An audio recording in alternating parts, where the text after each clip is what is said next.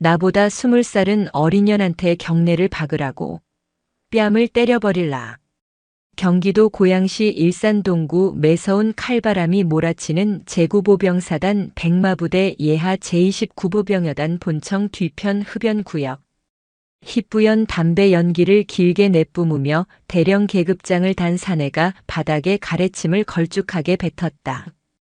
여단 참모장 최태식이었다. 그의 얼굴은 억울함과 분노로 붉게 상기되어 있었다. 육군사관학교 출신으로 군 생활 30년을 바라보는 그였다. 동기들은 이미 장군 진급을 했거나 전역 후 산하기관 요직으로 자리를 옮겼는데 그는 몇 번의 음주추태와 부대 운영비 유용 의혹으로 진급이 누락되어 정년이 얼마 남지 않은 시점까지 여단 참모장 자리에 머물러 있었다. 그런 그에게 신임 여단장의 부임 소식은 청천벽력, 아니 모욕이었다. 그의 맞은편에서 군수과장 박철우 소령이 믹스커피 종이컵을 두 손으로 감싸쥐며 비굴한 웃음을 흘렸다. 참모장님, 목소리 좀 낮추십시오. 오늘 취임식이지 않습니까? 벽에도 귀가 있다는데 새 여단장 귀에 들어가면 피곤해집니다. 피곤? 야, 박소령. 너도 생각이란 걸 좀 하고 살아라. 707? 대테러? 웃기고 있네. 몸 쓰는 애들이 행정을 뭘 알아? 게다가 여자다 여자. 위에서 여성 장군 할당제니 뭐니 해서 억지로 별 달아준 낙하산이 뻔하다고. 계급장만 번지르르 하지 실속은 하나도 없는 허수아비야. 최태식은 꽁초를 바닥에 비벼 끄며 신경질적으로 군화발로 지시겼다. 그의 군화 밑창에 짓눌린 꽁초가 마치 앞으로 그가 대할 신임 여단장의 처지인 양 느껴졌다. 그래도 소문으로는 성격이 보통이 아니라던데요. 눈빛만 봐도 오금이 저린다고. 눈빛이 밥 먹여주냐? 여단 운영은 머리로 하는 거야, 머리로. 예산, 보급, 인사, 징계. 그 복잡한 시스템을 걔가 알 턱이 있나. 적당히 결제판 들이밀고 도장이나 찍게 만들면 그만이야. 이번 혹한기 훈련 준비건도 마찬가지고. 최태식의 눈이 탐욕스럽게 번들거렸다. 그는 주위를 슬쩍 둘러보더니 목소리를 낮췄다. 이번에 들어올 부식비랑 난방유, 업체랑 이야기 끝났지? 예, 확실합니다. 서류상으로는 정량 입고된 걸로 처리하고 실제 물량은 30% 정도 뒤로 빼기로 했습니다. 창고 안쪽에는 빈 박스로 채워두면 절대 모를 겁니다. 감찰도 어차피 서류만 보고 가니까요. 좋아. 그 돈으로 이번 겨울 따뜻하게 보내보자고. 여단장 오면 내가 알아서 요리할 테니까 넌 시키는 대로만 해. 걔는 그냥 얼굴마담이야. 이 부대 실세는 나 최태식이라고. 그때였다. 본청 앞 연병장에서 웅장한 군악대의 연주 소리가 울려 퍼졌다. 취임식이 시작되려는 신호였다. 최태식은 비릿한 웃음을 지으며 온매무새를 다듬었다. 가자. 우리 귀하신 공주님 오셨네. 군대 짬밥이 뭔지 제대로 보여줘야지. 제29보병여단 연병장. 영하 15도를 밑도는 고양시의 혹독한 겨울 날씨에도 불구하고 수백 명의 장병이 오와 열을 맞춰 도열해 있었다. 입김이 하얗게 피어오르는 연병장 단상 위로 검은색 지휘관 차량이 미끄러지듯 들어와 멈췄다. 운전병이 뒷문을 열자 날렵한 실루엣의 인물이 차에서 내렸다. 강지아 준장. 대한민국 육군 최연소 여성 장군이자 전설적인 707 특수임무단 팀장 출신. 그녀의 등장은 그 자체로 좌중을 압도하는 기운이 있었다. 크지 않은 체구였지만 단단하게 잡힌 어깨와 흔들림 없는 걸음걸이는 그녀가 책상머리에서 펜대만 굴리던 군인이 아님을 증명하고 있었다. 베레모 아래로 드러난 눈빛은 마치 먹잇감을 노리는 맹금류처럼 차갑고 고요했다. 하지만 단상 아래 도열한 참모진의 맨 앞에 선 최태식의 눈에는 그저 곱게 자란 세상 물정 모르는 엘리트 여군으로만 보였다. 피부 하얀 것 좀 보게. 야전에서 굴러본 적이 없으니 저러지. 쯧쯧 군복이 아깝다. 강지아가 단상 중앙에 섰다. 그녀의 시선이 천천히 연병장을 훑었다. 수백 개의 눈동자가 그녀를 향해 있었지만 그녀는 전혀 위축되지 않았다.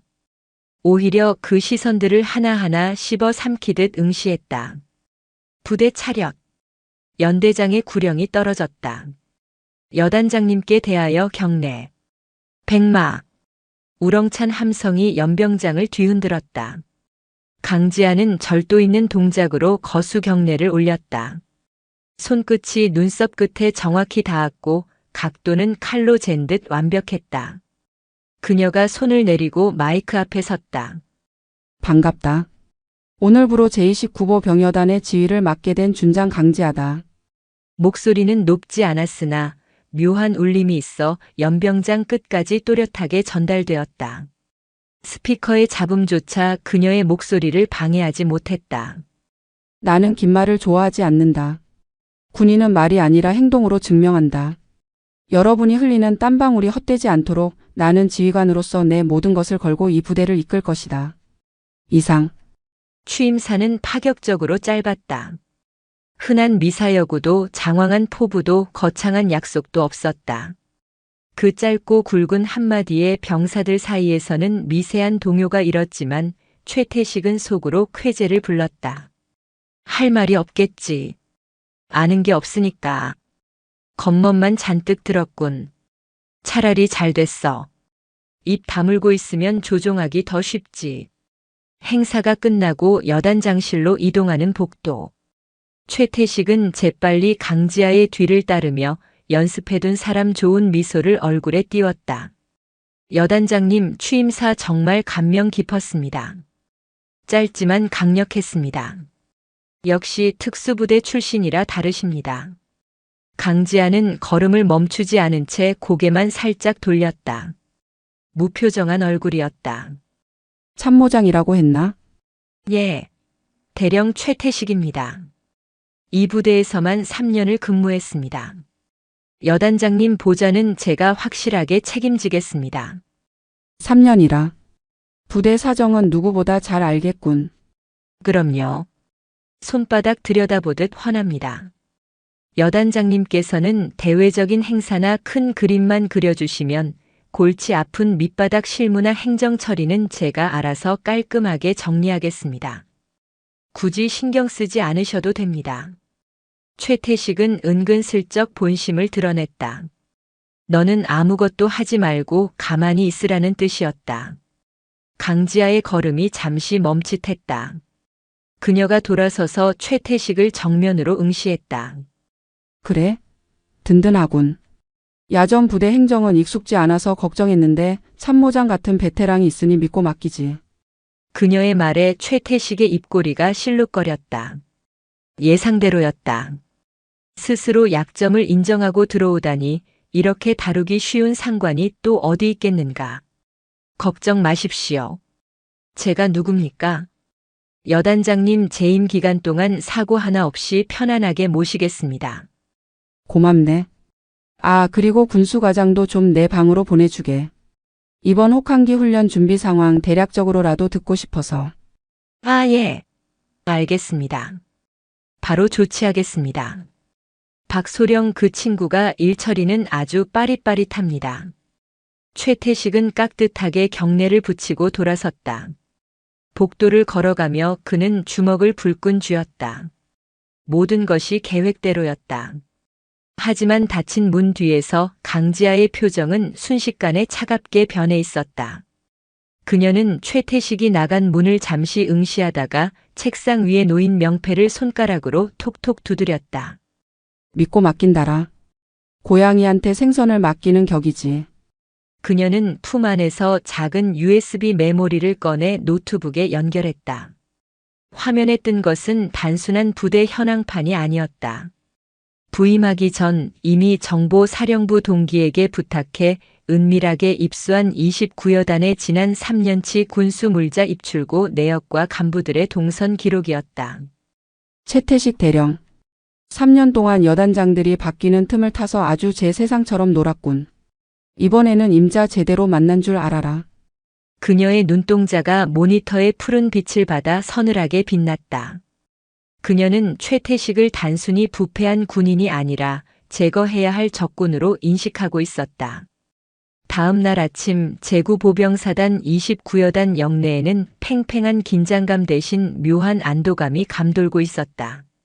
전날 취임식에서 보여준 신임 여단장 강지아의 태도 때문이었다. 그녀는 날카로운 처진상과는 달리 업무보고 시간에는 별다른 지적 없이 고개만 끄덕였고 참모들의 설명에 수긍하는 모습을 보였다. 여단 참모장실. 최태식 대령은 소파에 깊숙이 몸을 파묻은 채 여유롭게 다리를 꼬고 있었다. 꺼봐.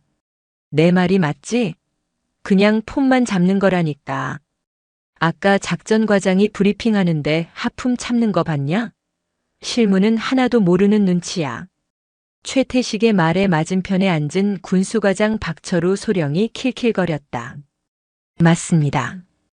오늘 오전에 군수 결제 서류 올렸는데 내용도 안 읽어보고 도장 찍으시더라고요. 박소령이 알아서 잘했겠지 하시면서요. 아, 정말 이렇게 편한 상사는 처음 모셔봅니다. 좋아, 아주 좋아. 이대로만 가면 우리 세상이다. 오늘 밤 작전 차질 없이 준비됐지? 네. 물건은 창고 뒤편에 다 빼놨습니다.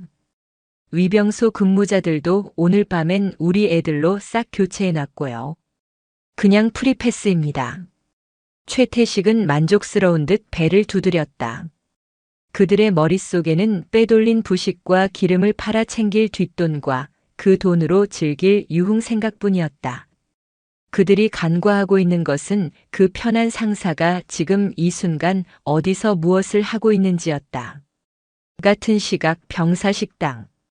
점심 배식이 한창인 식당 안은 밥지는 냄새와 반찬 냄새로 가득했다. 강지아는 예고 없이 식당을 찾았다. 당직 사관이 놀라서 뛰쳐나왔지만 그녀는 손을 들어 제지했다. 쉬어. 배식에 방해되지 않게 조용히 둘러만 보고 가겠다. 그녀는 식판을 들고 병사들 틈에 섞여 배식을 받았다. 메뉴는 제육볶음과 김치 그리고 콩나물국이었다. 겉보기엔 평범한 식단이었다. 하지만 강지아의 눈은 국통 속에 담긴 건더기와 고기의 질을 꼼꼼하게 살피고 있었다. 고기 양이. 장부상 입고된 양에 비해 턱없이 부족하군. 그녀는 숟가락으로 국을 휘저었다. 맑은 국물 위로 둥둥 뜬 기름기, 그리고 질겨 보이는 고기 몇 점. 장부에는 분명 국내산 최상급 돼지고기가 납품되었다고 적혀 있었지만 식판에 담긴 것은 냄새가 나는 저급 수입산 냉동육이었다. 심지어 정량 배식이라기엔 양도 턱없이 모자랐다. 병사들은 익숙한 듯 불평 없이 밥을 먹고 있었지만 그들의 마른 어깨를 보는 강지아의 마음속에서는 뜨거운 불길이 일었다. 그녀가 한 숟가락을 입에 넣었을 때였다. 식당 입구 쪽이 소란스러워지더니 박철우 소령이 헐레벌떡 뛰어들어왔다. 여단장님, 아니 말씀도 없이 여긴 어쩐 일이십니까? 식사는 간부 식당에 따로 준비해 두었습니다. 박철우의 얼굴에는 당황한 기색이 역력했다. 강지아는 천천히 씹어 삼키고는 박철우를 올려다보았다. 장병들이 뭘 먹고 사는지 궁금해서 와봤네. 군수과장 오늘 메뉴가 제육볶음이라고 했나? 예, 그렇습니다. 우리 장병들이 제일 좋아하는 메뉴입니다. 고기도 아주 좋은 걸로 썼습니다. 박철우는 뻔뻔하게 거짓말을 했다. 강지아는 젓가락으로 뻣뻣한 고기 한 점을 집어 올렸다. 그래? 식감이 꽤 독특하군. 씹는 맛이 있어. 그녀의 말에 뼈가 있다는 것을 눈치채지 못한 박철우는 안도의 한숨을 내쉬며 맞장구 쳤다. 하, 예. 조리병들이 솜씨가 좀 부족해서 질기게 됐나 봅니다. 다음부터는 교육 확실하게 시키겠습니다. 이만 일어나시지요. 참모장님이 찾으십니다. 강지아는 식판을 내려놓고 자리에서 일어났다. 그녀는 주머니 속에서 손수건을 꺼내 입을 닦으며 나직이 말했다. 그래, 교육이 필요하지. 아주 확실한 교육이. 그녀는 식당을 빠져나가며 뒤를 돌아보지 않았다. 하지만 그녀의 주머니 속에는 이미 증거가 들어 있었다. 몰래 챙긴 고기 한 점을 휴지에 싸서 넣은 것이다. 성분 분석을 의뢰하면 납품 비리의 명백한 증거가 될 터였다. 병사들의 밥그릇을 건드려 군인의 가장 기본적인 도리조차 저버린 놈들. 그녀의 발걸음 소리가 복도를 차갑게 울렸다. 오후 4시 수송부 정비고. 해가 뉘엿뉘엿 넘어가며 기온이 급격히 떨어지고 있었다. 5호차 운전병 상병 김동현은 운전석에 앉아 브레이크 페달을 밟았다 떼기를 반복하고 있었다. 페달의 압력이 너무 헐거웠다. 이건 진짜 아닌데. 그는 몇 번이고 망설이다가 수송관실 문을 두드렸다. 들어와.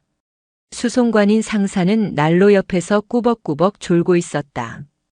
수송관님, 김동현 상병입니다. 5호차 말입니다. 아무래도 오늘 운행은 힘들 것 같습니다. 브레이크 오일이 새는 것 같고 라이닝도 거의 마모됐습니다. 빙판길이라도 만나면 큰일 납니다. 수송관은 귀찮다는 듯 손을 휘저었다. 야, 김동현. 너 오늘따라 왜 이렇게 징징거려? 군수과장님이 특별히 너 지명해서 배차낸 거야. 내가 안 가면 누가 가? 지금 운전병들 다 휴가 가고 너밖에 없어. 하지만 수송관님, 이건 안전 문제입니다. 사고라도 나면. 사고는 무슨? 내가 운전을 똑바로 하면 될 거 아니야. 까라면 까는 거지. 말대꾸가 왜 이렇게 많아? 나가서 차나 닦아. 수송관의 호통에 김동현은 더 이상 말을 잇지 못하고 고개를 숙였다. 군대라는 계급 사회의 높은 벽이 그를 가로막고 있었다. 그는 힘없이 정비고로 돌아왔다. 차가운 쇠붙이 냄새가 진동하는 정비고 한 구석에서 김동현은 어머니의 사진을 꺼내보았다. 저녁하면 어머니께 맛있는 거 사드리겠다고 약속했는데 왠지 모를 불안감이 가슴을 짓눌렀다. 동현아, 준비됐냐? 어느새 다가온 박철우 소령이 김동현의 어깨를 꽉 쥐었다. 네. 준비됐습니다. 표정이 왜 그래? 오늘 일만 잘 끝내면 포상 휴가라니까. 자, 이거 먹고 힘내라. 박철우는 초콜릿바 하나를 던져주곤 짐칸 쪽으로 걸어갔다. 짐칸에는 식자재라고 적힌 박스들과 정체불명의 드럼통들이 가득 실려 있었다. 무게 때문에 타이어가 푹 꺼질 정도였다. 김동현은 한숨을 쉬며 시동을 걸었다. 갤갤거리던 엔진이 힘겹게 돌아가기 시작했다. 그날 밤 여단장 집무실. 모든 일과가 끝나고 부대의 정적이 감돌았지만 강지아의 방불은 꺼지지 않았다. 그녀는 소파에 앉아 뜨거운 차를 한 모금 마신 뒤 굳게 닫힌 블라인드 사이로 밖을 내다보았다. 저 멀리 위병소 불빛만이 희미하게 반짝였다. 똑똑. 노크 소리와 함께 당직 부관이 들어왔다. 여단장님, 퇴근 안 하십니까? 관사 보일러는 틀어두었습니다. 잠깐만, 아직 볼 서류가 있어서. 부관은 먼저 가서 쉬게. 아닙니다. 기다리겠습니다. 아니, 명령이다. 들어가 봐. 혼자 생각할 시간이 좀 필요해서 그래. 부관이 난처한 표정을 짓다가 경례를 하고 물러갔다. 문이 닫히는 소리를 확인한 강지아는 자리에서 일어나 책상으로 다가갔다. 그리고 서랍 깊숙한 곳에서 잠금 장치가 된 작은 가방을 꺼냈다. 가방 안에는 노트북 한 대가 들어 있었다. 군용 인트라넷 망이 아닌 외부와 차단된 별도의 보안망을 사용하는 특수 장비였다. 그녀가 익숙한 손놀림으로 비밀번호를 입력하자 화면에 복잡한 데이터들이 쏟아졌다. 화면 가득 떠 있는 것은 제29보병여단 주요 간부 신상 명세와 최근 3년 군수 물자 입출고 내역서였다. 그리고 그 옆에 띄워진 또 하나의 창. 그것은 오늘 오후 수송부 정비고의 CCTV 녹화 화면이었다. 박철우가 김동현 상병을 협박하듯 다그치는 장면이 고스란히 담겨 있었다. 오디오는 없었지만 707시절 독순수를 익힌 그녀에게 두 사람의 대화 내용을 파악하는 것은 어려운 일이 아니었다. 브레이크 파열 위험이 있는 차량을 굳이 배차하라고? 그것도 야간의 비밀이라. 강지아의 미간이 좁혀졌다. 단순한 횡령을 넘어 병사의 안전을 담보로 위험한 도박을 하려는 정황이 포착되었다. 그녀의 손가락이 책상을 톡톡 두드렸다. 낚싯바늘은 던져졌어. 미끼를 물 때까지 조금만 더 멍청한 척 연기해주지. 그녀는 노트북을 덮고 자리에서 일어났다. 창밖에는 눈발이 다시 굵어지고 있었다. 백마부대의 밤은 깊어가고 있었지만 강지아의 전쟁은 이제 막 시작되고 있었다. 늙은 늑대들이 지배하던 숲에 젊고 사나운 사자 한 마리가 조용히 발톱을 갈고 있었다. 밤 10시. 세상이 칠흑 같은 어둠에 잠긴 시각. 제29보병여단 후문 위병소의 차단기가 소리 없이 올라갔다. 최태식 대령의 개인 승용차와 김동현 상병이 모는 5호차 트럭이 잇따라 부대를 빠져나갔다. 그들이 사라지고 난 뒤 어둠 속에서 또 하나의 그림자가 움직였다. 검은색 지프차 한 대가 전조등을 끈 채 위병소가 아닌 폐쇄된 구형 탄약고 쪽 새끼를 통해 부대를 빠져나왔다. 운전석에는 사복 차림의 강지아가 앉아 있었다. 목표물 이동 시작. 방향은 파주시 광탄면 방면. 그녀는 귀에 꽂은 인이어 무선 통신기를 통해 누군가에게 상황을 전파했다. 조수석에는 아무도 없었지만 대시보드 위에는 최첨단 위치 추적 단말기가 놓여 있었다. 화면 속 붉은 점이 깜빡이며 최태식 일당의 경로를 실시간으로 보여주고 있었다. 쥐새끼들이 구멍을 찾아 들어가는군. 너무 바짝 붙지 말고 거리를 유지한다. 강지아의 차는 유령처럼 소리 없이 도로를 미끄러져 나갔다. 그녀의 표정은 사냥을 앞둔 맹수처럼 차분하면서도 살기가 돌았다. 최태식 일당의 목적지는 파주시 외곽의 한 폐축사였다. 민가와 멀리 떨어져 있고 인적이 드물어 밀거래를 하기에 최적의 장소였다. 도로 사정은 최악이었다. 며칠 전 내린 눈이 녹지 않아 곳곳이 빙판이었고 가로등조차 없는 산길은 한치 앞을 보기 힘들었다. 앞서가는 김동현의 트럭이 위태롭게 휘청거리는 모습이 강지아의 시야에 들어왔다. 위험해 보이는군. 차량 상태가 정상이 아니야. 그녀는 핸들을 잡은 손에 힘을 주었다. 당장이라도 달려가 트럭을 멈추고 싶었지만 아직은 때가 아니었다. 현행범을 잡아야만 그들의 뿌리까지 뽑아낼 수 있었다. 참아야 했다. 김동현 상병이 무사하기만을 바랄 뿐이었다. 최태식의 차가 산길 중턱의 공터로 들어섰다. 그곳에는 이미 불을 끈 탑차 한 대가 대기하고 있었다. 장무라비들이었다. 트럭이 멈춰 서고 박철우가 내려 장무라비들과 악수를 했다. 오래 기다리셨습니다. 물건 확실합니다. 최고급 등심에 남방유 20드럼. 아이고 군수과장님. 이번엔 양이 좀 많네요. 대령님께서 신경 좀 쓰셨나 봅니다. 양아치처럼 생긴 사내들이 낄낄거리며 트럭 짐칸을 열었다. 김동현은 운전석에 앉아 백미러로 그 광경을 지켜보고 있었다. 죄책감과 공포가 뒤섞여 심장이 터질 것만 같았다. 자신이 나르고 있는 것이 장병들이 먹어야 할 밥이고 장병들이 써야 할 기름이라는 사실이 그를 괴롭게 했다. 이건 아니야. 이건 정말 아니야. 그때 최태식이 김동현에게 다가와 창문을 두드렸다. 야, 김동현. 내려서 짐 나르는 거 도와. 멍하니 앉아있지 말고. 대령님. 저는 운전병이라. 임마. 시키면 하는 거짓말이 많아. 빨리 안 내려? 최태식의 윽박지름에 김동현은 떨리는 다리를 이끌고 차에서 내렸다. 매서운 산바람이 뺨을 때렸다. 그는 무거운 기름통을 굴려 장무라비의 탑차로 옮기기 시작했다. 강지아는 멀리 떨어진 숲속에 차를 숨기고 망원경으로 이 모든 과정을 지켜보고 있었다.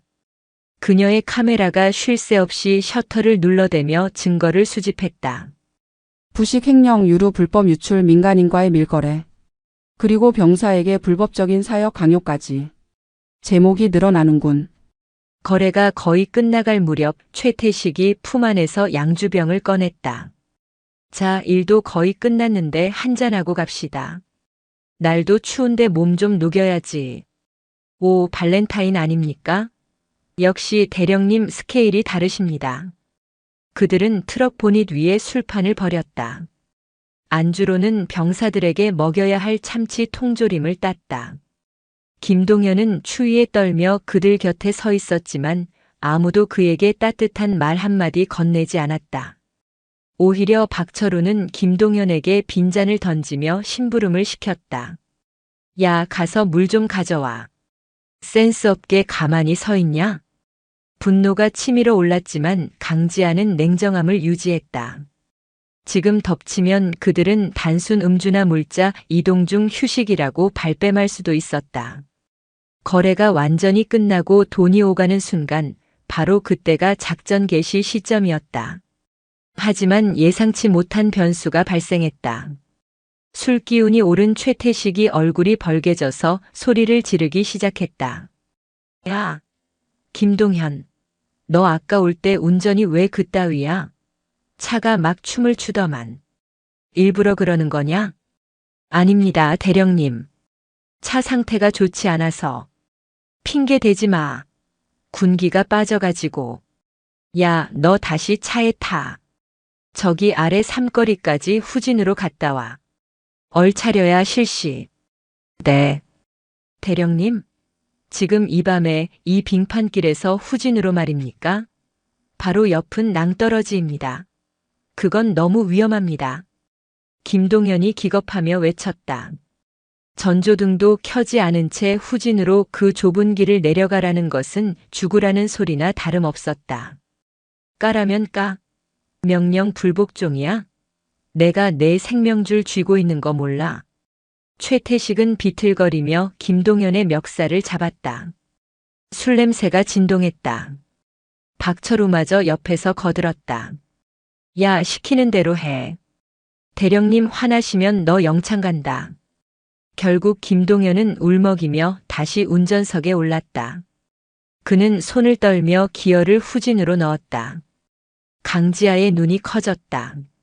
미친놈들. 살인행위나 다름없어. 그녀는 더 이상 기다릴 수 없었다. 증거는 충분했다. 이제는 병사를 살려야 했다. 그녀가 시동을 걸려는 찰나 굉음이 들려왔다. 끼익. 김동현이 탄 트럭이 후진을 시작하자마자 빙판에 미끄러지며 중심을 잃은 것이다. 브레이크가 터진 트럭은 통제 불능 상태가 되어 낭떠러지 쪽으로 쏠렸다. 김동현의 비명소리와 함께 트럭의 뒷바퀴가 허공으로 빠졌다. 육중한 차체가 기울어지더니 순식간에 가드레일을 들이받고 어둠 속으로 곤두박질 쳤다. 콱광, 쿠당탕, 쾅. 무서운 파열음이 산속의 정적을 찢었다. 쇠가 찌그러지고 유리가 깨지는 소리가 메아리 쳤다. 트럭은 몇 바퀴를 구른 뒤 저 아래 까마득한 곳에서 멈춰 섰다. 야야, 차 떨어졌다. 박철우가 비명을 질렀다. 술을 마시던 최태식도 그제야 사태의 심각성을 깨닫고 눈이 휘둥그레졌다. 하지만 그들의 입에서 나온 말은 악마의 속삭임보다 더 끔찍했다. 시발. 좆됐다. 야, 빨리 튀어. 이거 걸리면 끝장이야. 병사는요? 죽었겠지. 저 높이에서 떨어졌는데 살았겠냐? 우리가 신고하면 횡령한 거 다 들통난다고. 일단 우리는 여기 없었던 거야. 알았어? 빨리 차에 타. 최태식은 병사를 구할 생각은커녕 자신의 안위만을 걱정하며 차 문을 열었다. 장무라비들도 이미 트럭을 타고 도망칠 준비를 하고 있었다. 그때였다. 어둠을 찢고 강력한 LED 전조등 불빛이 최태식의 눈을 멀게 할 듯 비췄다. 거기 꼼짝 마라. 확성기를 통해 울려 퍼지는 서늘한 목소리. 강지아의 지프차가 퇴로를 막아선 채 사자의 눈처럼 번뜩이고 있었다. 짙은 안개 속에서 진짜 사냥꾼이 모습을 드러낸 것이다. 차가운 전조등 불빛이 어둠을 가르고 최태식과 박철우의 시야를 하얗게 지워버렸다. 갑작스러운 강렬한 빛에 두 사람은 팔로 얼굴을 가리며 뒷걸음질 쳤다. 누구야? 눈 안 깔아? 최태식이 술기운과 당혹감이 뒤섞인 목소리로 고함을 쳤다. 하지만 불빛 뒤에 서 있는 인물은 미동도 하지 않았다. 지프차의 운전석 문이 열리고 군화가 자갈밭을 밟는 저벅저벅 소리만이 고요한 산속에 울려 퍼졌다. 역광을 받아 검은 실루엣으로만 보이는 그 인물은 천천히 그러나 확실한 압박감을 주며 다가왔다. 군인의 본분은 국가와 국민을 수호하는 것이다. 하물며 제 부하의 목숨을 헌신짝처럼 내팽개치고 도망가는 자를 군인이라 부를 수 있는가. 서늘한 목소리가 폐축사 공터의 공기를 얼어붙게 만들었다. 최태식의 동공이 지진이라도 난 듯 흔들렸다. 그 목소리는 분명 오늘 아침 연병장에서 들었던 그 목소리였다. 여단장님? 빗속에서 걸어나온 강지아는 사복 차림이었지만 그녀가 뿜어내는 기세는 별 2개, 아니 그 이상의 무게감을 지니고 있었다. 그녀의 손에는 녹음 기능이 켜진 휴대전화가 들려 있었다. 최태식 대령 그리고 박철우 소령. 현 시간부로 두 사람의 모든 명령권을 박탈한다. 움직이지 마. 단 한 발자국이라도 더 움직이면 그 즉시 전시 타령에 준하는 항명으로 간주하고 제압하겠다. 강지아의 선언은 사형 선고와도 같았다. 박철우는 다리에 힘이 풀려 그 자리에 주저앉았고 최태식은 믿을 수 없다는 표정으로 입을 딱 벌렸다. 아니 여단장님. 오해십니다. 이건 사고였습니다. 저 병사가 술을 마시고 운전하다가 혼자. 최태식은 급하게 변명을 늘어놓으려 했다. 강지아는 대답 대신 싸늘한 눈빛으로 그를 쏘아보았다. 그녀는 그들에게 시선을 고정한 채 귀에 꽂은 무전기로 짧고 간결하게 명령했다. 구조팀 현 위치로 급파. 낭떠러지 아래 추락 차량 발생. 운전자 생존 여부 불투명하나 즉시 구조 작업 요망. 밧줄과 들것 준비해서 신속히 이동하라. 그녀는 최태식과 박철우 곁을 스쳐 지나가며 나직이 덧붙였다. 변명은 군사법정에서나 해. 지금 내 눈엔 너희들은 인간도 아니니까. 강지아는 주저없이 가드레일이 부서진 낭떠러지 쪽으로 향했다. 밑을 내려다보니 까마득한 어둠 속에 트럭의 미등만이 희미하게 깜빡거리고 있었다. 경사가 좋기 70도는 되어 보이는 가파른 절벽이었다. 여단장님, 위험합니다. 거길 어떻게 내려가십니까? 박철우가 기겁하며 소리쳤다. 전문 장비 없이는 절대 내려갈 수 없는 험지였다. 하지만 강지아는 트럭에 실려있던 굵은 견인 로프를 꺼내 능숙하게 가드레일 기둥에 매듭을 지었다. 707 특임대 시절 수천 번도 더 반복했던 레펠 강화 준비였다. 내 부하가 저 밑에 있다. 지휘관이 가지 않으면 누가 간단 말인가.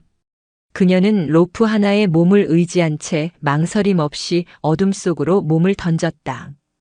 절벽을 타고 내려가는 강지아의 손놀림은 거침이 없었다. 날카로운 나뭇가지가 옷을 찢고 얼굴을 스쳤지만 그녀는 고통을 느낄 새도 없었다. 오로지 김동현 상병을 살려야 한다는 일념뿐이었다. 몇 분이나 지났을까 땀으로 범벅이 된 강지아가 마침내 바닥에 닿았다. 찌그러진 트럭은 거대한 고목에 걸려 간신히 멈춰 있었다. 운전석 쪽은 형체를 알아볼 수 없을 정도로 구겨져 있었다. 김동현 상병. 김동현 상병. 내 목소리 들리나? 강지아는 깨진 유리창 틈으로 손을 집어넣어 김동현의 맥을 짚었다.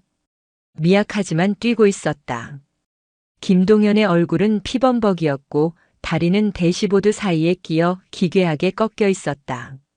차가운 겨울 바람이 부상병의 체온을 빠르게 앗아가고 있었다. 추워요. 엄마. 김동현이 헛소리를 하며 신음했다. 강지아는 입고 있던 패딩 점퍼를 벗어 김동현의 몸을 덮어주었다.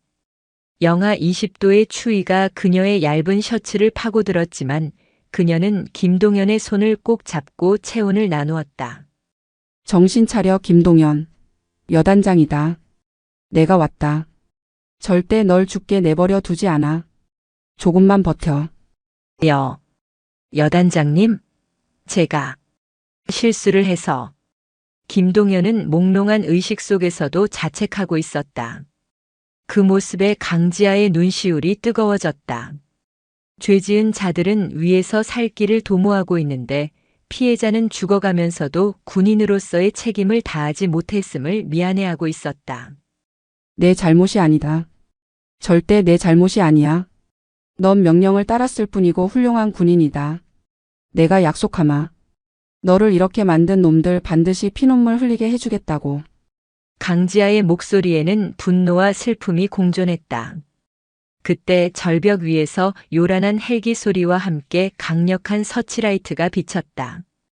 의무 후송 헬기가 도착한 것이다. 구조대원들이 레펠을 타고 내려와 유압 장비로 찌그러진 문을 뜯어냈다. 김동현이 들것에 실려 올라가는 동안 강지아는 끝까지 그의 곁을 지켰다. 절벽 위로 다시 올라왔을 때 최태식과 박철우는 도망치지도 못한 채 헌병대 차량에 둘러싸여 있었다. 강지아가 사전에 요청해둔 병력이었다. 강지아는 흑투성이가 된 얼굴로 그러나 그 어느 때보다 빛나는 눈빛으로 최태식 앞으로 걸어갔다. 그녀의 셔츠는 찢어지고 피가 배어나와 있었지만 그 모습은 마치 전장을 지배하는 발키리와도 같았다. 최태식은 강지아의 기세에 눌려 뒷걸음질 치다 헌병의 차문에 부딪혔다. 여단장님. 일단 제 말을 좀 들어보십시오. 우리가 빼돌리려던 게 아니라. 짝. 날카로운 파열음이 밤 공기를 갈랐다. 강지아의 손바닥이 최태식의 뺨을 후려쳤다.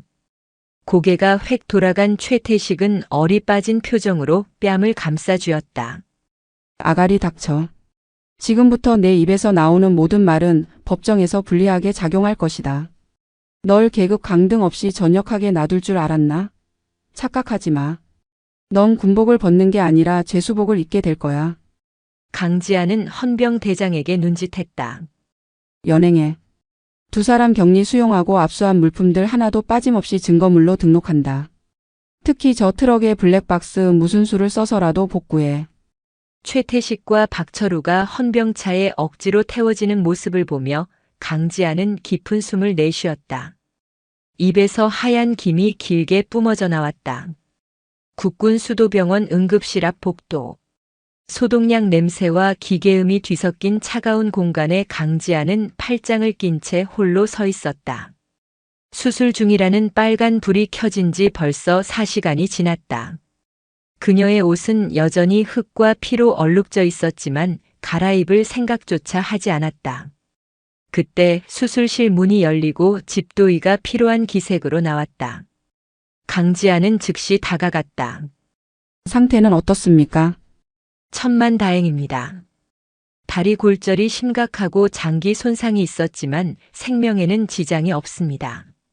조금만 늦었어도 저체온증으로 쇼크가 왔을 텐데 현장에서 응급처치를 잘해주신 덕분입니다. 다만 재활까지는 꽤 오랜 시간이 걸릴 겁니다. 감사합니다. 정말 감사합니다. 강지아는 군의관에게 90도로 허리 숙여 인사했다. 장군이 영관급 군의관에게 고개를 숙이는 모습에 주변의 간호장교들이 놀라 수군거렸다. 하지만 강지아에게 계급 따위는 중요하지 않았다. 부하를 살린 은인에 대한 예우가 먼저였다. 안도감도 잠시, 강지아의 눈빛이 다시 차갑게 변했다. 김동현은 살았다. 이제 남은 것은 그를 사지로 몰아넣은 자들에 대한 심판이었다. 그녀는 병원을 나와 대기하고 있던 수행 차량에 올랐다. 부대로 복귀한다. 감찰부장과 법무참모를 내 집무실로 호출해. 지금 당장. 다음 날 아침 8시. 제29보병여단 대회의실. 긴급 소집된 예하 부대 지휘관들과 여단 참모진이 웅성거리며 자리를 채우고 있었다. 영문도 모른 채 불려나온 간부들은 불안한 눈빛을 교환했다. 그때 회의실 문이 열리고 강지아가 들어왔다. 그녀는 정복 차림이었다. 가슴에 달린 휘장들과 어깨의 별이 서늘한 조명을 받아 번쩍였다. 그녀가 상석에 앉자 회의실은 찬물을 끼얹은 듯 조용해졌다. 강지아는 아무 말 없이 스크린을 켰다. 첫 화면에 뜬 것은 끔찍하게 찌그러진 5호차 트럭의 사진과 그 옆에 병원 침대에 붕대를 감고 누워있는 김동현 상병의 사진이었다. 어젯밤 우리 부대 소속 병사 한 명이 작전 중 사고를 당해 사경을 헤맸다. 다행히 목숨은 건졌으나 평생 다리를 절게 될지도 모른다. 좌중이 술렁거렸다. 강지아는 리모컨을 눌러 다음 화면을 띄웠다. 이번에는 최태식과 박철우가 폐축사에서 장무라비들과 웃으며 거래하는 CCTV 캡처 화면이었다. 이 사고는 훈련도 작전도 아니었다. 탐욕에 눈이 먼 상관들이 병사를 사적인 노예처럼 부리다 발생한 범죄였다.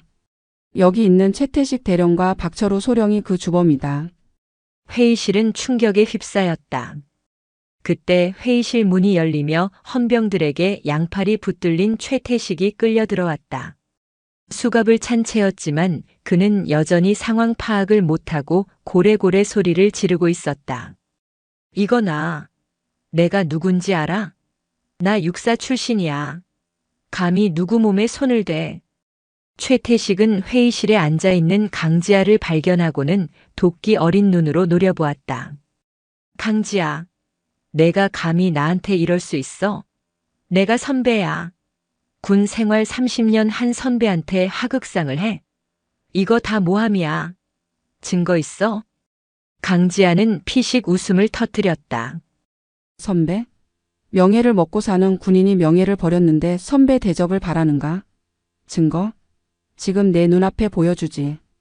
강지아는 스크린에 영상을 재생했다. 사고 직후 최태식이 병사는 죽었겠지. 우린 튀어야 되라고 말하는 차량 블랙박스 영상이었다. 음성까지 선명하게 회의실에 울려 퍼졌다. 영상이 끝나자 회의실에는 침묵만이 흘렀다. 끌고 가. 강지아의 짧은 명령에 헌병들이 최태식을 질질 끌고 나갔다. 강지아, 두고 봐. 내 동기들이 가만히 있을 줄 알아? 변호사 사서 널 명예훼손이랑 직권남용으로 고소할 거야. 내가 이대로 죽을 것 같아? 최태식의 발악이 복도 끝으로 사라질 때까지 강지아는 그를 차갑게 응시했다. 그래 해볼 테면 해봐라. 법정이든 지옥이든 끝까지 가줄 테니. 그녀의 주먹이 하얗게 쥐어졌다. 1라운드는 끝났지만 진짜 싸움은 이제부터였다. 국방부 근무지원단 헌병대대 미결수용실. 습하고 차가운 독방에 갇힌 최태식 대령은 며칠째 잠을 이루지 못해 눈이 퀭하게 들어가 있었다. 하지만 그 눈빛은 반성이나 후회가 아닌 억울함과 도끼로 번들거리고 있었다.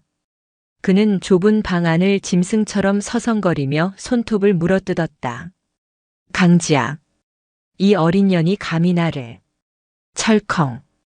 육중한 철문이 열리고 헌병 교도관이 무미건조한 목소리로 말했다. 7028번 변호인 접견입니다.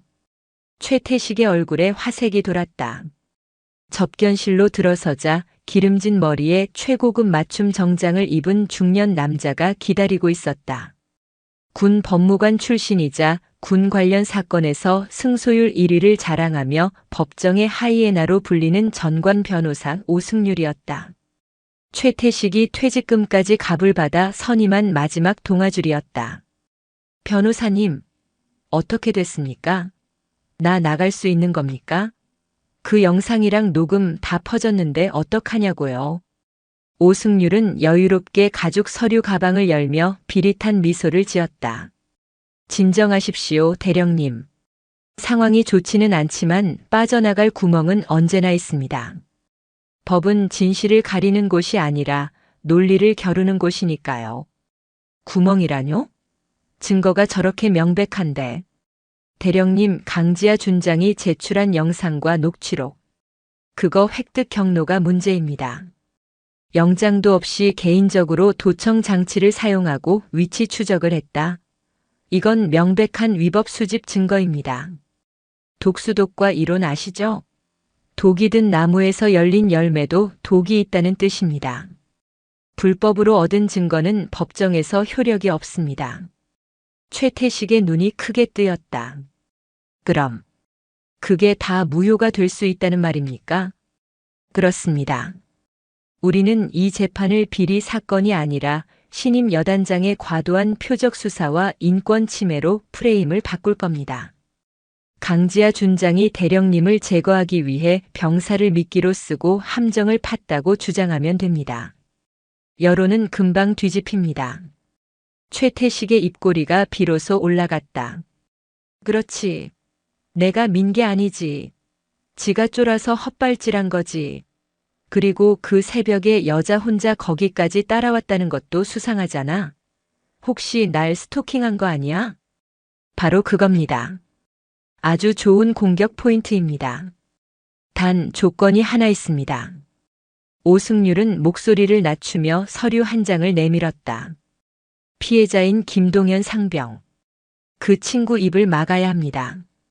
그 친구가 법정에서 강압에 의한 운전이었다고 눈물 흘리며 증언하면 판사도 흔들립니다.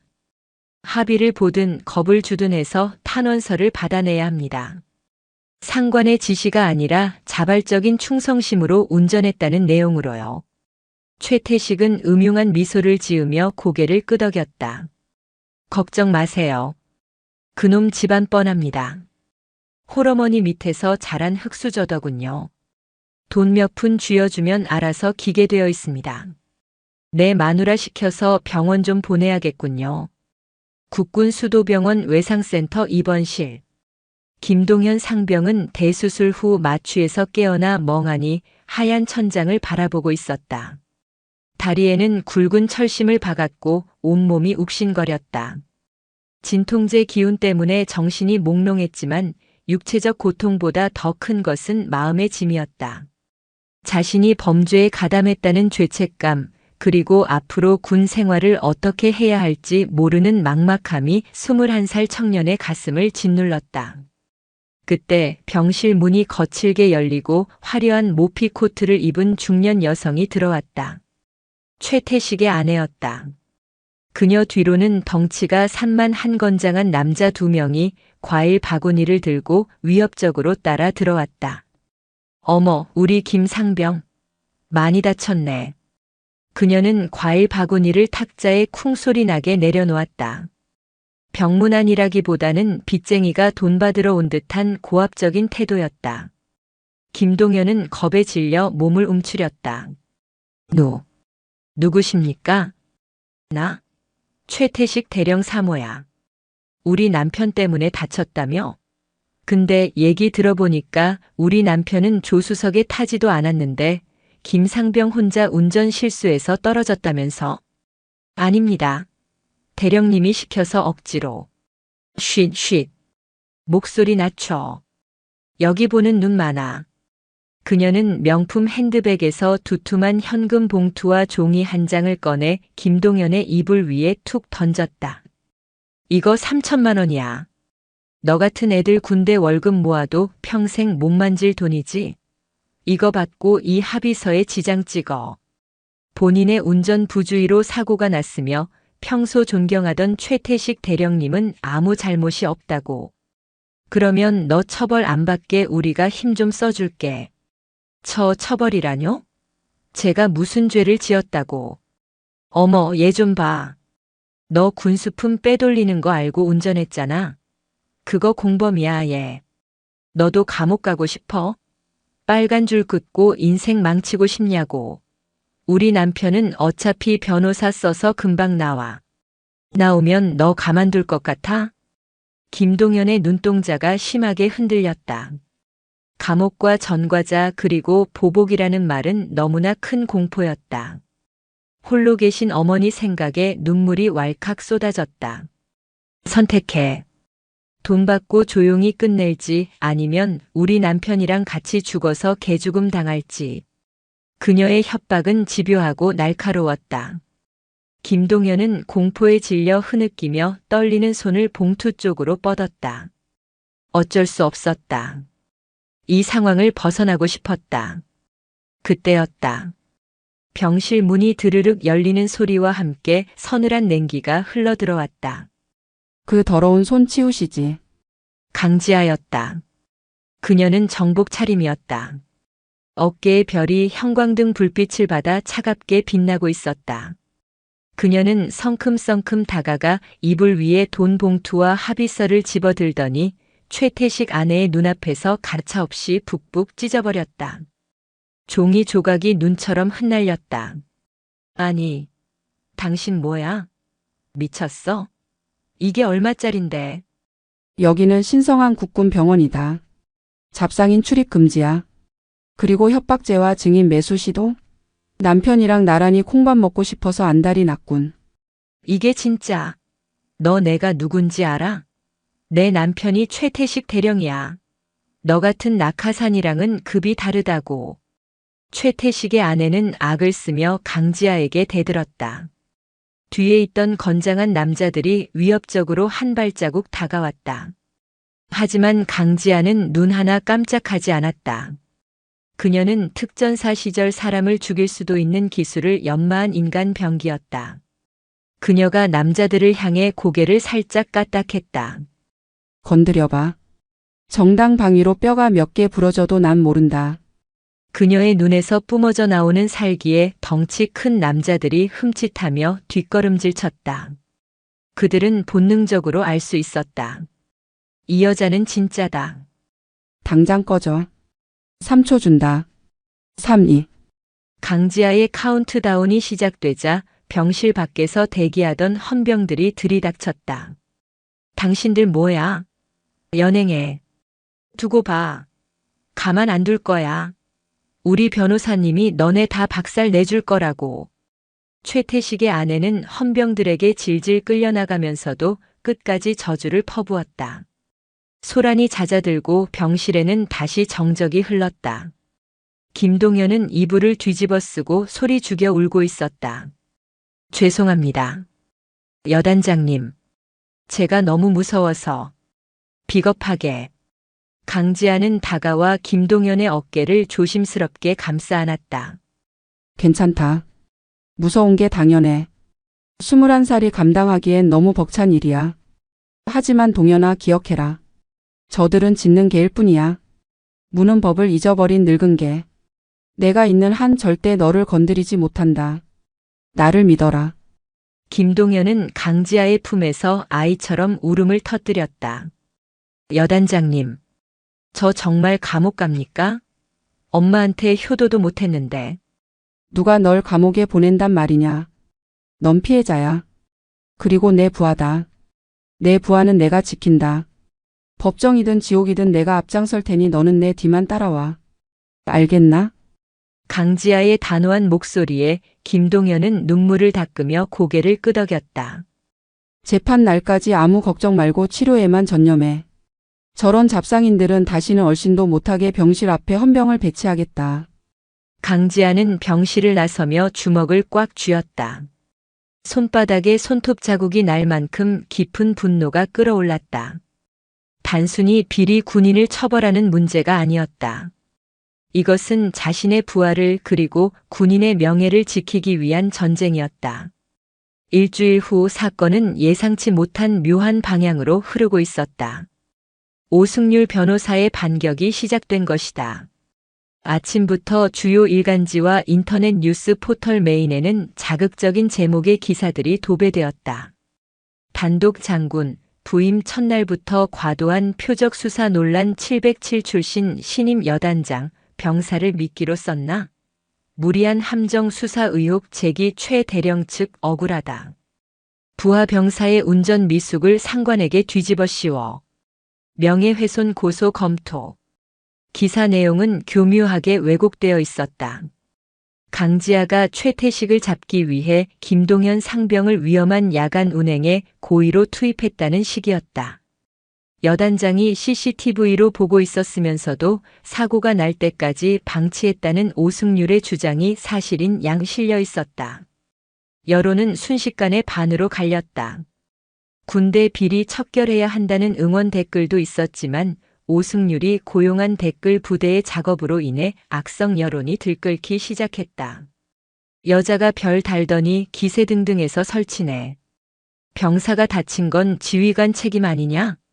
왜 구경만 했어? 무능한 여단장이 정치질 하려고 엄한 사람 잡네. 제29보병여단 여단장실. 강지아는 모니터 화면을 무표정하게 응시하고 있었다.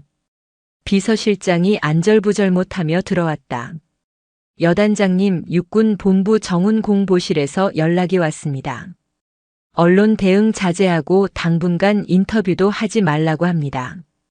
자칫하면 여단장님 진급 심사에도 악영향이 갈 수 있다고 우려하고 있습니다. 진급. 지금 내 부하가 다리가 부러져서 병원에 누워 있는데 진급 따위가 문제인가? 강지아는 마우스를 던지듯 내려놓았다. 놈들은 진흙탕 싸움을 원하고 있어. 똥물을 튀기면 내가 더러워서 피할 거라고 생각하겠지. 군인의 명예를 진흙 속에 처박아서라도 살아남겠다는 수작이야. 그녀는 자리에서 일어나 전투복 상의를 걸쳤다. 베레모를 눌러 쓰는 그녀의 눈빛은 흔들림이 없었다. 오승률 변호사 그리고 최태식. 큰 착각을 했군. 나는 진흙탕에서 구르는 걸 제일 잘해. 특전사는 똥물에서도 작전한다. 그들이 원한다면 기꺼이 그 진흙탕 속으로 들어가서 숨통을 끊어주지. 그때 그녀의 개인 휴대전화가 울렸다. 발신인은 국방부 검찰단 수석 수사관, 그녀의 707 시절 동기였다. 선배 나야. 부탁했던 거 나왔어? 수화기 너머에서 굵직한 목소리가 들려왔다. 지아냐. 내 말대로 오승률 그 인간, 뒤가 아주 구리더만.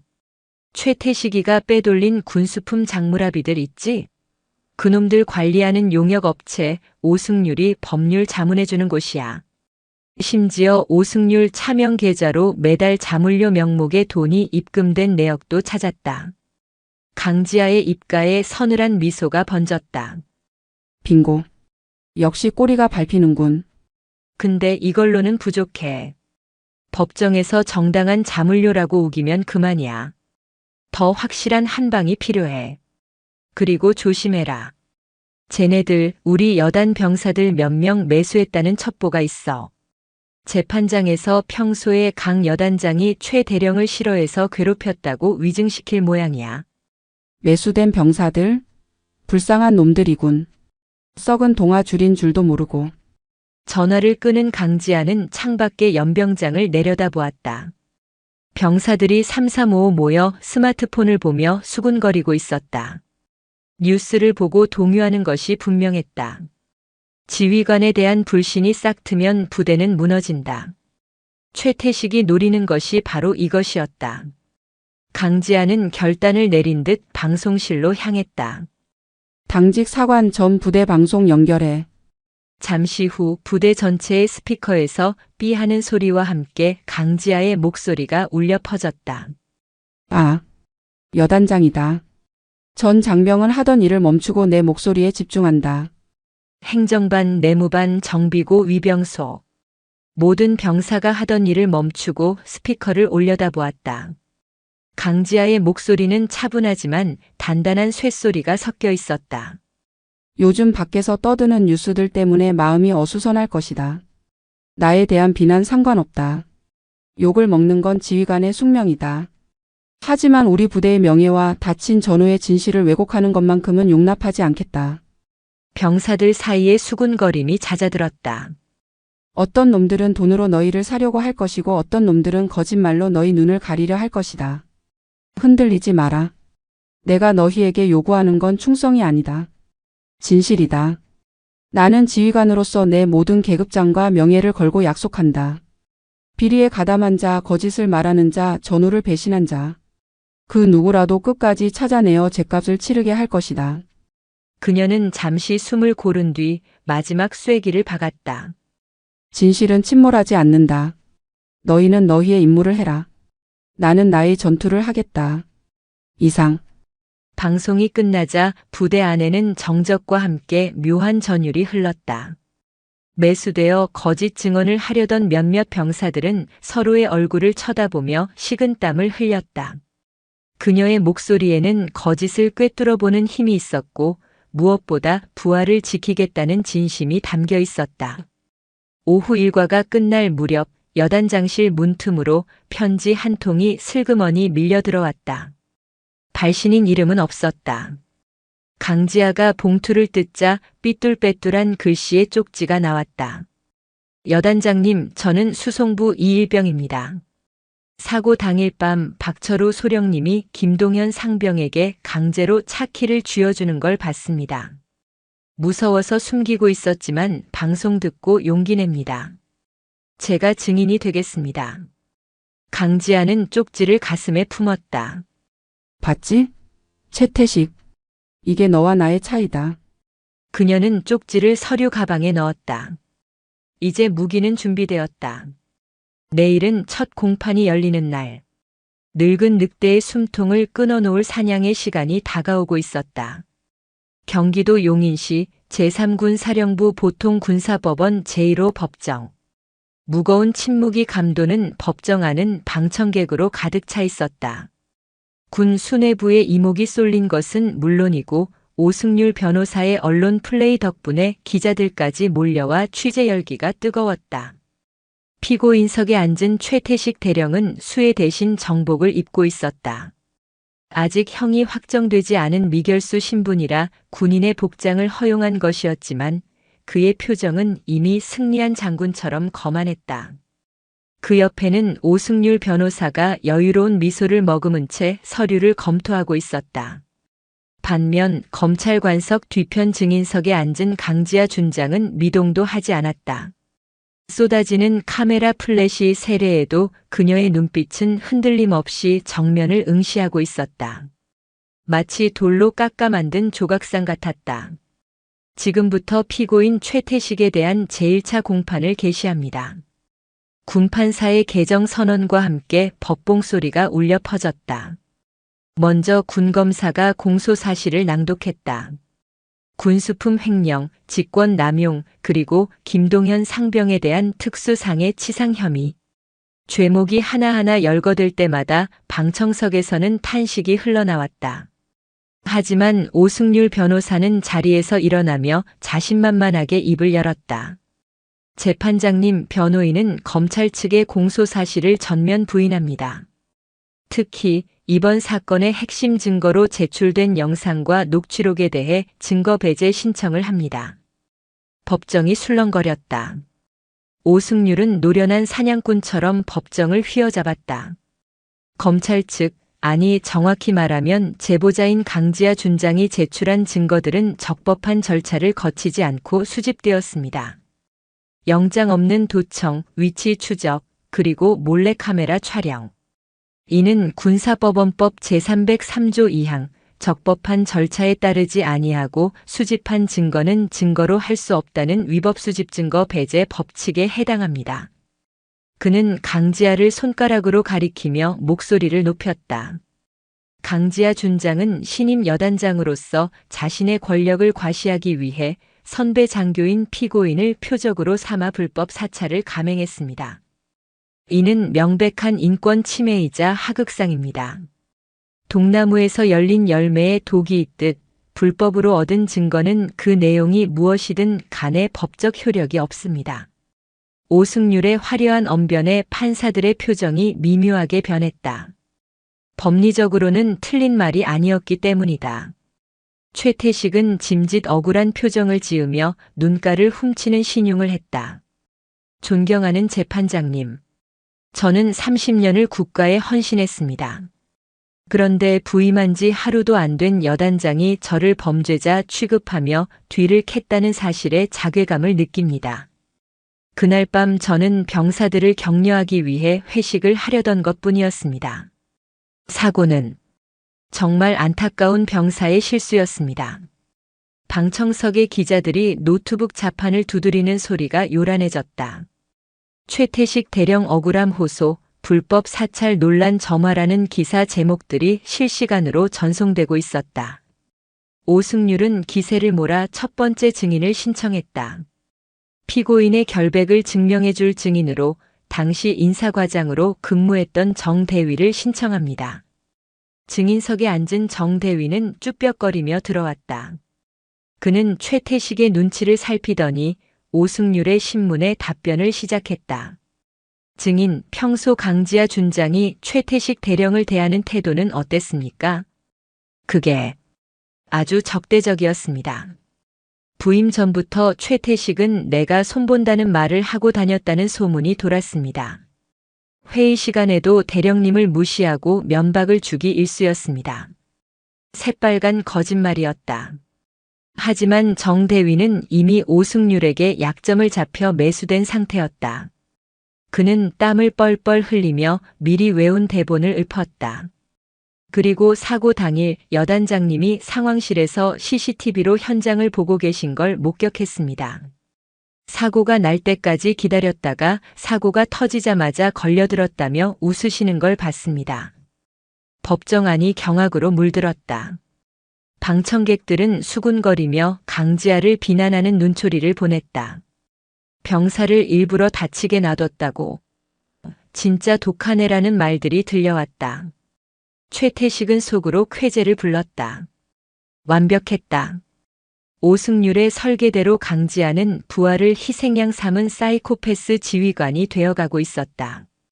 판사가 강지아에게 물었다. 강지아 증인, 방금 정대위의 증언에 대해 반박할 내용이 있습니까? 모든 시선이 강지아에게 쏠렸다. 그녀는 천천히 자리에서 일어났다. 정복의 각이 살아있는 그녀의 모습은 흔들리는 법정 안에서 유일하게 고요한 중심이었다. 그녀는 정대위를 그리고 최태식을 차례로 응시했다. 그 서늘한 눈빛에 정대위는 흠칫 놀라 고개를 떨구었다. 재판장님, 사냥개는 주인이 던져준 고기를 먹고 짖을 뿐입니다. 개가 짖는다고 해서 호랑이가 대꾸할 필요는 없다고 봅니다. 뭐야? 지금 우리 증인을 개 취급하는 겁니까? 오승률이 벌떡 일어나 항의했다. 강지아는 차갑게 웃었다. 변호인, 법리 논쟁 좋아하시더군요. 독수독과? 좋습니다. 그렇다면 그 나무가 애초에 독나무가 아니었다면 열매도 독이 없겠지요. 그녀는 판사를 향해 정중히 고개를 숙였다. 본 증인은 오늘 이 자리에서 피고인 측이 주장하는 불법 사찰이라는 전제 자체를 뒤집을 새로운 증거와 증인을 제시하겠습니다.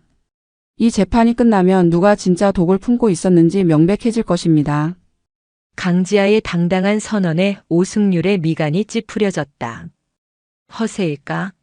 아니면 진짜 무기가 있는 것일까? 불안한 기운이 엄습했지만 그는 애써 무시했다. 이미 법리는 완벽하게 자신들의 편이었다. 새로운 증거라니요. 재판 지연 전략입니까? 받아들이면 안 됩니다. 두려우십니까? 진실이 드러나는 것이. 강지아의 한마디에 오승률은 말문이 막혔다. 재판장이 고심 끝에 고개를 끄덕였다. 좋습니다. 피고인의 방어권을 해치지 않는 선에서 증인 신문을 허가합니다. 강지아는 뒤쪽 출입문을 가리켰다. 들어오게. 문이 열리고 목발을 짚은 병사 한 명이 들어왔다. 휠체어를 탈 수도 있었지만 굳이 두 발로 서서 증언하겠다는 의지를 보인 김동현 상병이었다. 그리고 그 뒤를 이어 머리를 짧게 깎은 앳된 얼굴의 병사가 한 명 더 들어왔다. 수송부 이일병이었다. 최태식의 얼굴이 사색이 되었다. 김동현은 돈으로 입막음하지 못했으니 그렇다 쳐도 저 이일병이라는 놈은 대체 누구란 말인가? 강지아는 증인석으로 걸어 나오는 두 병사를 보며 주먹을 꽉 쥐었다. 이제 반격의 시간이었다. 하이에나들이 물어뜯어 놓은 진실의 조각들을 하나하나 맞춰 그들의 목을 조를 덫을 완성할 차례였다. 김동현 상병과 이일병이 증인 선서를 마치고 자리에 앉았다.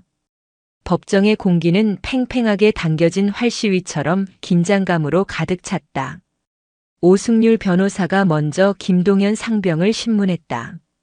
그는 김동연을 주눅 들게 만들어 증언의 신빙성을 떨어뜨릴 작정이었다. 증인 김동연 상병. 사고 당일 운전한 차량이 평소에도 정비불량이었다고 주장했죠. 그런데 차량 점검 일지에는 양호라고 되어 있습니다. 본인의 운전 미숙을 차량 탓으로 돌리는 거 아닙니까? 오승률이 들이민 서류에는 거짓으로 작성된 점검 기록이 빼곡했다. 김동연은 억울함에 입술을 깨물었다. 아닙니다. 저는 분명히 수송관님께 보고했습니다. 브레이크가 밀린다고. 하지만 무시당했습니다. 증거 있습니까? 수송관은 그런 보고 받은 적 없다고 하던데요. 그리고 최태식 대령님이 억지로 시켰다고 했는데 대령님은 위험하니까 하지 말라고 말렸다고 합니다. 증인이 포상 휴가 욕심에 무리하게 운전한 거 아닙니까? 거짓말입니다. 대령님이 멱살을 잡고 이보세요 증인. 여기는 법정입니다. 위증하면 처벌받습니다. 돈 몇 푼 받으려고 상관을 모함하는 거 아닙니까? 오승률은 교묘하게 김동연을 돈을 노리고 상관을 파는 파렴치한 병사로 몰아갔다. 김동연은 말문이 막혀 눈물만 흘렸다. 최태식은 회심의 미소를 지었다. 그때 강지아가 나섰다. 재판장님, 변호인은 지금 피해자를 겁박하고 있습니다. 다음 증인인 이일병의 증언을 들어보면 누구의 말이 거짓인지 알 수 있을 겁니다. 이 일병이 마이크 앞으로 당겨 앉았다. 그는 잔뜩 긴장해 있었지만 강지아가 보내는 신뢰의 눈빛을 보고 용기를 냈다. 이일병, 사고 당일 수송부 정비고에서 무엇을 보았나? 있는 그대로 말해라. 네. 저는 그날 당직 차량 운전병이라 정비고 구석에서 대기하고 있었습니다. 그때 박철우 소령님이 들어와서 김동현 상병님께 초콜릿바를 던져주며 말씀하시는 걸 들었습니다. 뭐라고 했나? 이번 일만 잘하면 포상 휴가 찌를 테니 비밀 지켜라. 그리고 김동현 상병님이 차 상태가 안 좋다고 거부하니까 까라면 까 대령님이 시키는 거야라고 화를 내셨습니다. 방청석이 웅성거렸다. 오승률이 다급하게 끼어들었다. 이해 있습니다. 증인의 기억이 정확하다는 증거가 없습니다. 그리고 그것만으로는 강압이라고 보기 힘듭니다. 강지아는 차갑게 웃으며 품 안에서 작은 USB 메모리를 꺼냈다. 변호인 기억이 부정확할까봐 제가 준비했습니다. 이건 이일병이 아니라 제3의 눈이 기록한 것입니다. 또 불법 촬영 영상입니까? 그거 효력 없다고 말씀드렸을 텐데요. 아니요. 이건 불법 촬영이 아닙니다. 여단 통합 관제 시스템에 자동 저장된 정비고 내부 CCTV 원본입니다. 박철우 소령이 삭제한 줄 알고 있었겠지만 제가 취임 첫날 보안 서버를 백업해뒀거든요. 이건 군사 보안 시설 내의 합법적인 녹화물입니다. 강지아가 영상을 재생하자 대형 스크린에 그날의 상황이 생생하게 펼쳐졌다. 소리는 없었지만 박철우가 김동연을 위협하고 억지로 차에 태우는 모습이 적나라하게 드러났다. 오승률의 표정이 일그러졌다. 불법 수집 증거라는 논리가 깨지는 순간이었다. 하지만 강지아의 반격은 여기서 끝이 아니었다. 그리고 변호인께서 자꾸 독수독가를 말씀하시는데 그 독나무의 뿌리가 어디까지 뻗어 있는지 제가 확인해 봤습니다. 그녀는 또 하나의 서류 뭉치를 재판장에게 제출했다. 재판장님, 이것은 피고인 최태식이 빼돌린 군수품을 사들인 작물합의 업체 대성유통의 법인 등기부 등본과 자금 흐름도입니다. 오승률의 얼굴이 하얗게 질렸다. 갑자기 작물합의 얘기가 왜 나온단 말인가? 놀랍게도 이 범죄 조직인 대성유통의 법률 자문을 맡고 있는 곳이 바로 오승률 변호사가 대표로 있는 법무법인 승리더군요. 그리고 매달 자문료 명목으로 입금된 돈의 액수가 최태식 대령이 횡령한 물품 가액의 정확히 30%와 일치합니다. 법정은 찬물을 끼얹은 듯 정적에 휩싸였다가 이내 벌집을 쑤신 듯 폭발했다. 기자들은 미친 듯이 타자를 쳐댔다. 이것은 단순한 군 비리 사건이 아니었다. 전관 변호사와 현역 대령, 그리고 범죄 조직이 결탁한 거대 카르텔 사건으로 비화한 것이다. 이건 모함입니다. 정당한 자물쇠입니다.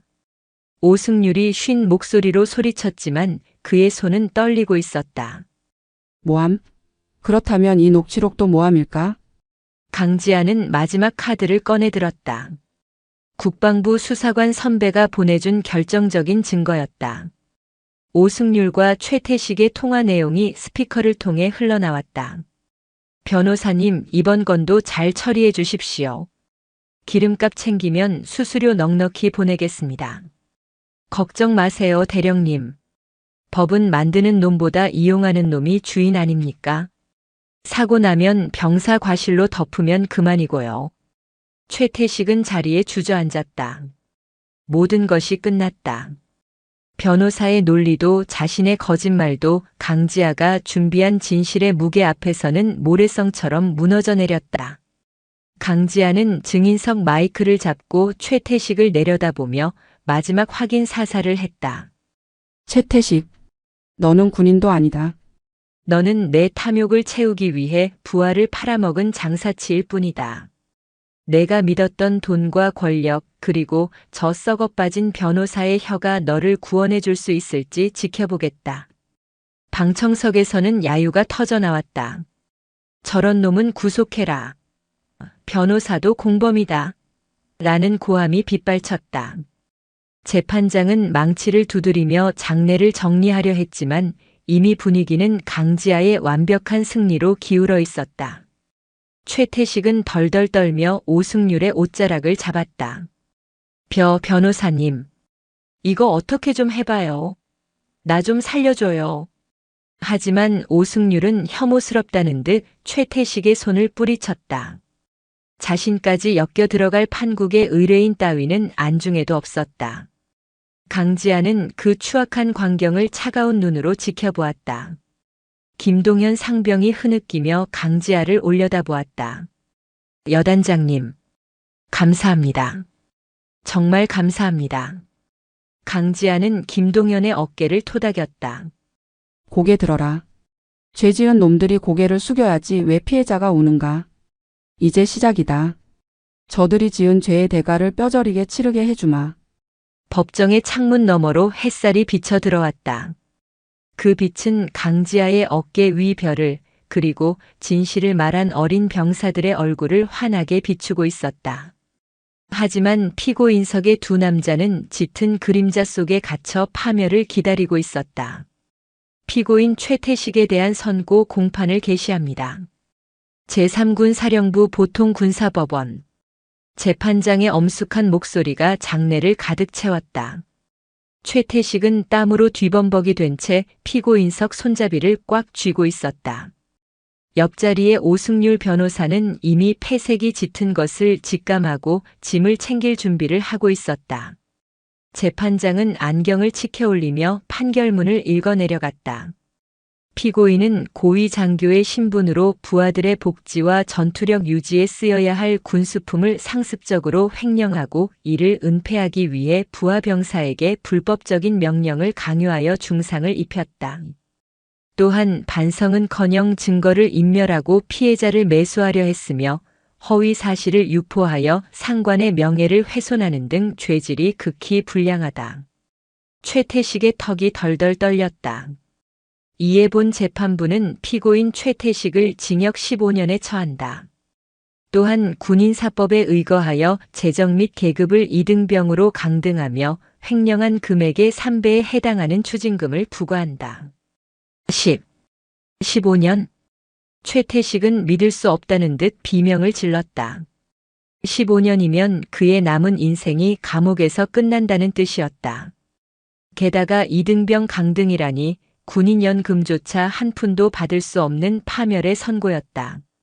이건 무효야. 내가 누군지 알아? 내가 국가를 위해 얼마나 고생했는데. 변호사님, 뭐라도 좀 해봐요. 최태식은 오승률의 팔을 잡고 늘어졌지만 오승률은 차갑게 그를 밀쳐냈다. 이거 놓으세요. 판결 났지 않습니까? 그리고 저도 지금 코가 석자입니다. 그때 법정 문이 열리고 검은 양복을 입은 사내들이 들이닥쳤다. 민간 검찰 특수부 수사관들이었다. 그들은 오승률 앞을 막아섰다. 오승률 씨 변호사법 위반 및 범죄 수익 은닉, 조세 포탈 혐의로 긴급 체포합니다. 당신 계좌에서 나온 자금, 폭력 조직과 연루된 정황 다 확보했습니다. 뭐야? 영장 가져와. 감히 내가 누군 줄 알고. 천하의 오승률도 수갑이 채워지는 순간에는 비참한 범죄자에 불과했다. 최태식과 오승률, 두 악인이 나란히 포승줄에 묶이는 광경에 방청석에서는 박수가 터져나왔다. 기자들의 플래시가 쉴 새 없이 터지며 그들의 추락을 기록했다. 강지아는 자리에서 일어나 그들 앞으로 걸어갔다. 헌병들에게 끌려가던 최태식이 악을 쓰며 발버둥 쳤다. 강지아, 내가 이겼다고 생각하지 마. 너도 언젠가 당할 거야. 군대가 원래 이런 곳이라고. 강지아는 최태식의 눈을 똑바로 응시하며 마지막 작별 인사를 건넸다. 아니, 군대는 이런 곳이 아니다. 너 같은 기생충들이 그렇게 만들었을 뿐이지.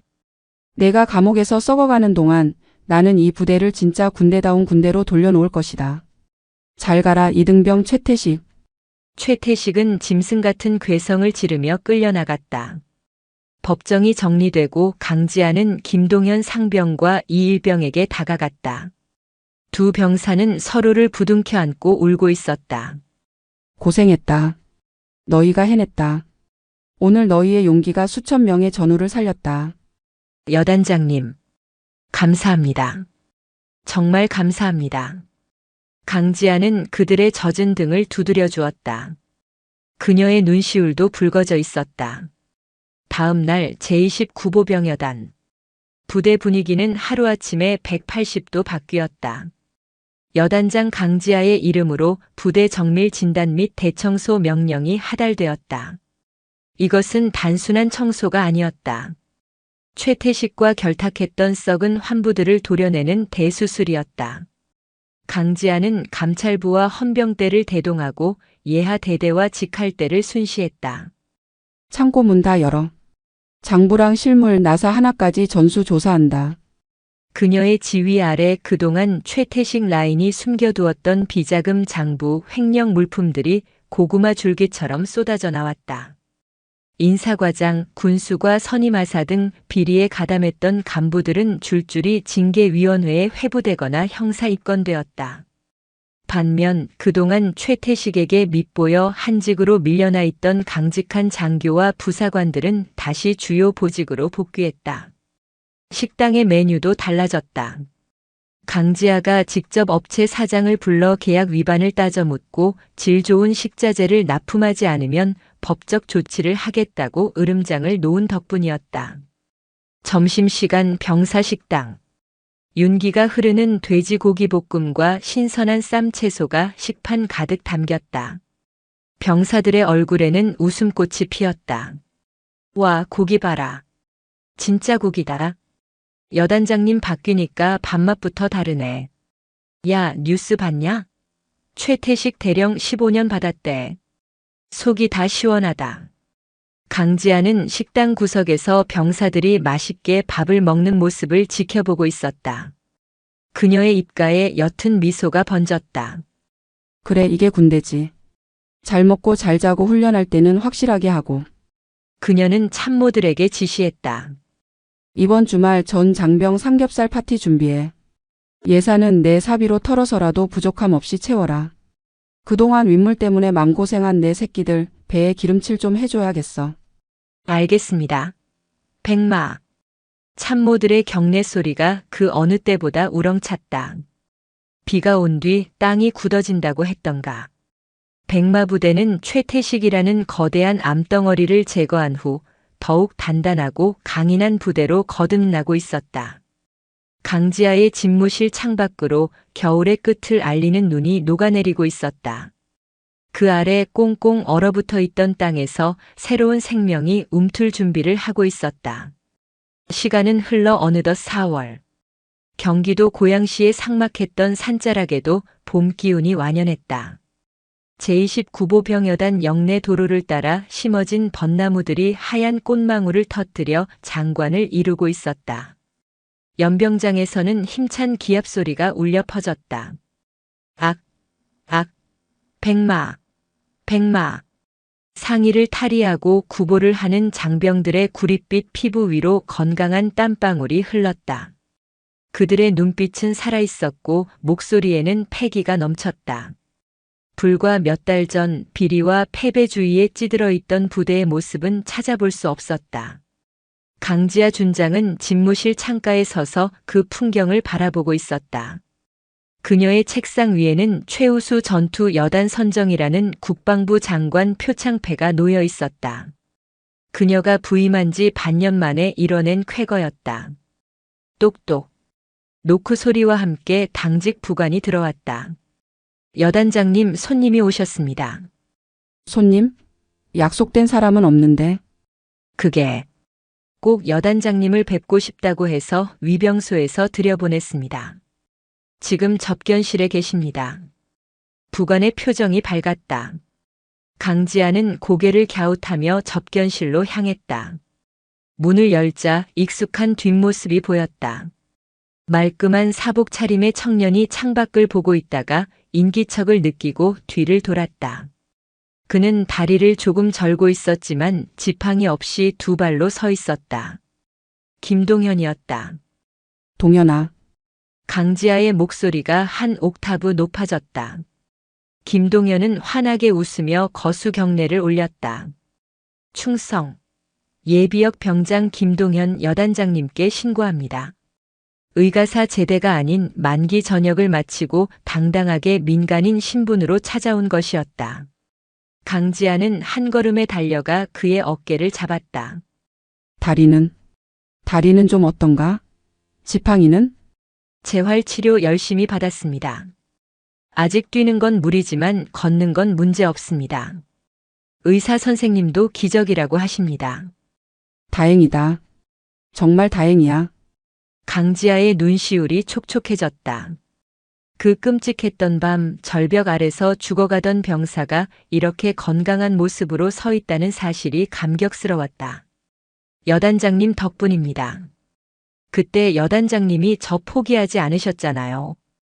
그리고 병원에 있을 때도 계속 신경 써주시고. 저 대학 복학합니다. 사회복지학 전공해서 저처럼 힘없는 사람들 돕고 싶습니다. 김동현의 눈빛은 단단했다. 그 시련이 그를 더 강한 어른으로 성장시킨 것이다. 훌륭하군. 넌 이미 누구보다 용기 있는 사람이다. 사회에 나가서도 그 마음 잃지 마라. 그때 접견실 밖이 소란스러워졌다. 창밖을 보니 수백 명의 병사가 연병장에 도열해 있었다. 누가 시키지도 않았는데 김동현이 왔다는 소식을 듣고 전우들이 배웅을 위해 모인 것이었다. 애들이. 김동현이 놀라서 입을 다물지 못했다. 강지아는 미소 지으며 문을 열어주었다. 나가보자. 너의 전우들이 널 기다린다. 김동현이 현관을 나서자 와하는 함성과 함께 박수 소리가 쏟아졌다. 함께 생활했던 소대원들이 달려와 김동현을 행가래 쳤다. 야, 김동현, 고생했다. 복학해서 여자친구 꼭 만들어라. 다리 다 나으면 축구 한 판 해야지. 김동현은 전우들의 손길 속에서 웃고 또 울었다. 그 모습을 지켜보는 강지아의 가슴도 벅차올랐다. 이것이 그녀가 지키고자 했던 가치였다. 계급장이나 권력이 아닌 사람과 사람 사이의 전우애. 환송식이 끝나고 김동현이 위병소를 나설 때였다. 강지아가 단상 위에 섰다. 전 부대 차렷. 순식간에 정적이 흘렀다. 모든 장병이 강지아를 주목했다. 오늘 우리는 자랑스러운 전우를 사회로 보낸다. 그는 불의에 굴하지 않았고 자신의 임무를 끝까지 수행했다. 그가 보여준 용기가 바로 우리 백마부대의 정신이다. 강지아는 떠나는 김동현의 뒷모습을 향해 먼저 손을 올렸다. 전우를 위하여. 경례. 백마. 수백 명의 목소리가 하나가 되어 고양시의 하늘을 뒤흔들었다. 김동현은 멈춰서서 뒤를 돌아보았다. 벚꽃이 흩날리는 가운데 수백 명의 전우와 강지아 여단장이 자신을 향해 경례하고 있었다. 그는 눈물을 훔치며 마지막으로 가장 멋진 경례를 올려붙였다. 백마. 김동현이 멀어지고 강지아는 병사들을 향해 섰다. 봄바람이 그녀의 머리카락을 스치고 지나갔다. 자, 감상은 여기까지. 훈련은 계속된다. 우리는 군인이다. 언제 어떠한 상황에서도 국민을 지킬 준비가 되어 있어야 한다. 알겠나? 알겠습니다. 각계 전투장으로 이동한다. 구보간에 군가한다. 군가는 전후. 요령은 힘차게. 앞으로 갓. 병사들이 우렁찬 군가와 함께 대열을 맞춰 뛰어나갔다. 흙먼지가 일어나는 연병장 위로 강인한 에너지가 꿈틀거렸다. 강지아는 그들의 듬직한 등을 바라보며 베레모를 고쳤었다. 썩은 살을 도려낸 자리에 새살이 돋았고 그 새살은 강철보다 단단해졌다. 늙은 늑대들은 사라졌고 이제 이곳엔 젊고 용맹한 백마들만이 남아 조국을 수호할 것이다. 그녀는 깊게 숨을 들이마셨다. 달콤한 봄 냄새와 땀 냄새가 섞인 살아있는 군대의 냄새였다. 좋은 날이군. 그녀의 독백과 함께 벚꽃잎 하나가 그녀의 어깨 위에 훈장처럼 내려앉았다. 백마부대의 전설은 이제부터가 진짜 시작이었다.